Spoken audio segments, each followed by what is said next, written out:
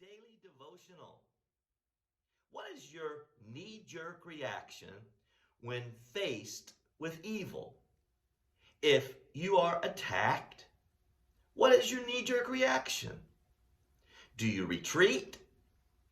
Do you attack back? Or do you just stand still?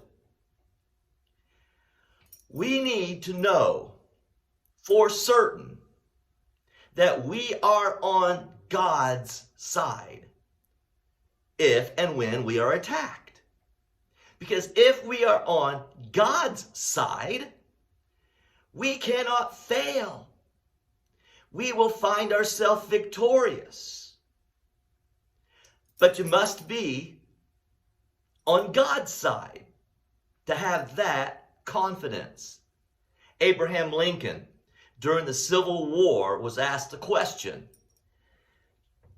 An open letter to the religious right during the Civil War, Abraham Lincoln was purportedly asked if God was on his side. "Sir, my concern is not whether God is on our side," said the president. "My greatest concern is to be on God's side, for God is always right."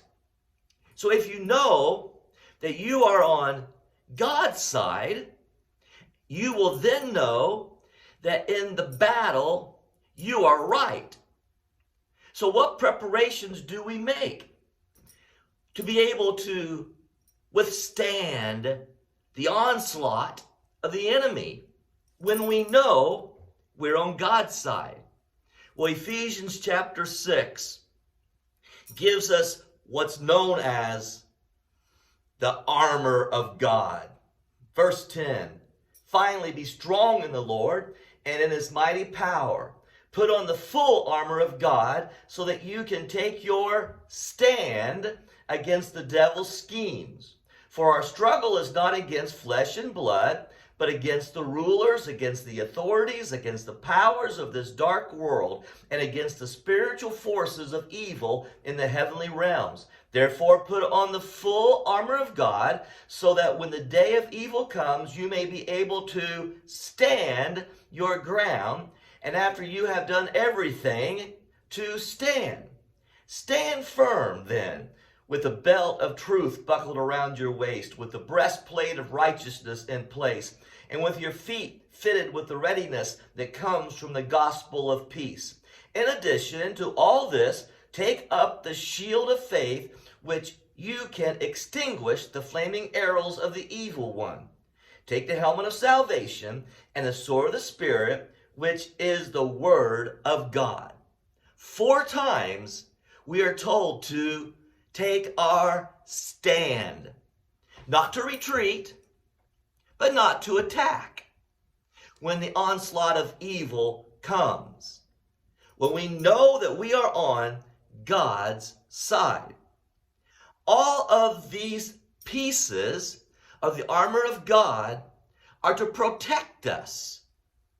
They're not weapons of destruction for attacking, but they're protective gear. So, we're skipping our way through the book of Psalms, and today we are in Psalms 27. And I want to emphasize the idea of taking a stand against evil. Not attacking, not retreating, but taking a stand. Psalm 27 verse 1. "The Lord is my light and my salvation. Whom shall I fear? Because the Lord is my stronghold. Of whom shall I be afraid?